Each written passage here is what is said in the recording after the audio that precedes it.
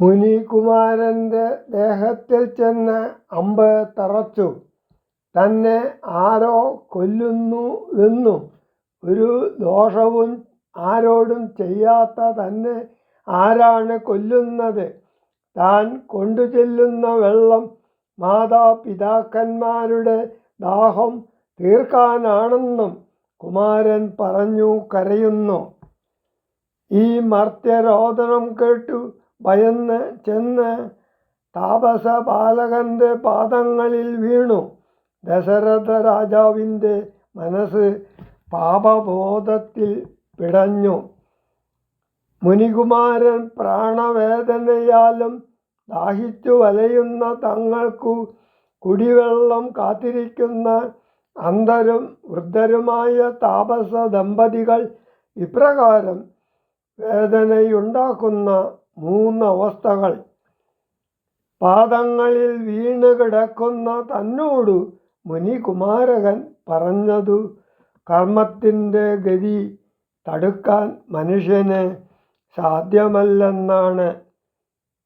മരണത്തിൻ്റെ വക്കിലെത്തിയ കുമാരൻ ദാഹം കൊണ്ട് വലഞ്ഞ തൻ്റെ മാതാപിതാക്കളുടെ ദാഹം കെടുത്താനും എല്ലാം അവരോട് പറയാനും സത്യമെന്നാൽ അവർ രക്ഷിക്കുമെന്നും കോപമുണ്ടായാൽ ശപിച്ചു ഭസ്മമാക്കും. ദേഹത്തു തറച്ച അമ്പ് പറിക്കാനും കുമാരൻ പറയുന്നു. വെള്ളം നിറച്ച കലശവുമായെത്തുന്ന ദശരഥ രാജാവ് കേൾക്കുന്നത് താപസന്റെ വാക്കുകളാണ്. പുത്രനല്ലാതെ മറ്റൊരാശ്രയം തങ്ങൾക്കില്ലെന്ന് അവർ പറയുന്നു. മുമ്പ് എപ്പോഴും തങ്ങളെ പരിചരിക്കുന്നതിൽ ഭക്തിമാനായിരുന്ന കുമാരൻ ഇപ്പോൾ ഉദാസീനനായി മാറിയോ എന്നാണ്.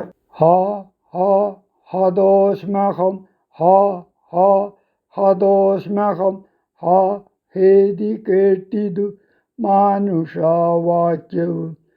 ഞാനൊരു ദോഷം ആരോടുമേ ചെയ്തില്ല. കേനവാഹന്ത ഹതോഹം വിദേവൃത.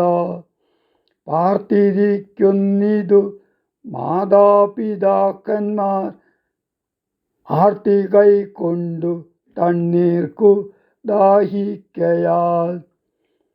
ഇത്തരം മർത്യനാദം കേട്ടു ഞാനതി ത്രസ്തനായി തത്ര ചെന്നത്തലോടും തഥാ.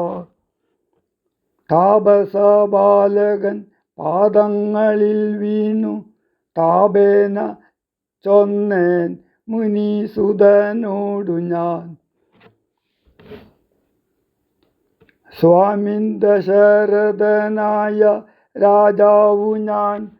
മാം അപരാധീനം രക്ഷിക്കവേണമേ. ഞാനറിയാതെ മൃഗയാ വിവശനായി ആന തണ്ണീർ കുടിക്കും നാദമെന്നോർത്തു ബാണമെയ്തേനതി പാപിയായോരു ഞാൻ. പ്രാണൻ കളയുന്നതുണ്ടിനി വൈകാതെ. പാദങ്ങളിൽ വീണു കേണിടുമെന്നോടു ഖേദം കലർന്നു ചൊന്നാൻ മുനിബാലകൻ. കർമ്മമത്രേ തടുക്കാവതല്ലാർക്കുമേ. ബ്രഹ്മഹത്യാപാപം ഉണ്ടാകയില്ലത്തേ. വൈശ്യനത്രേ ഞാൻ മമ പിതാക്കന്മാരെ ആശ്വസിപ്പിക്ക നീയേതുമേ വൈകാതെ.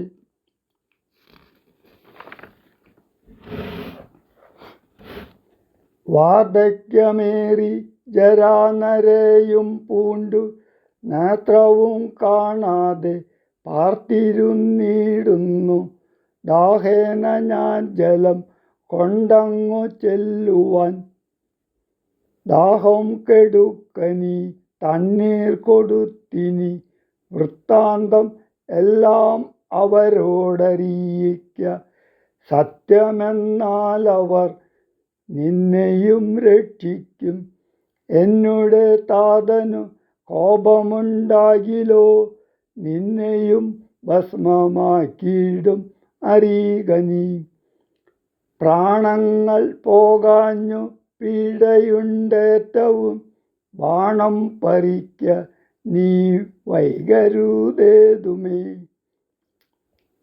എന്നതു കേട്ടു ശല്യോദ്ധരണം ചെയ്തു, പിന്നെ സജലം കലശവും കൈക്കൊണ്ടു ദമ്പതിമാരിരിക്കുന്ന വീടേക്കതി സംഭ്രമത്തോടു ഞാൻ ചെല്ലും ദശാന്തരേ.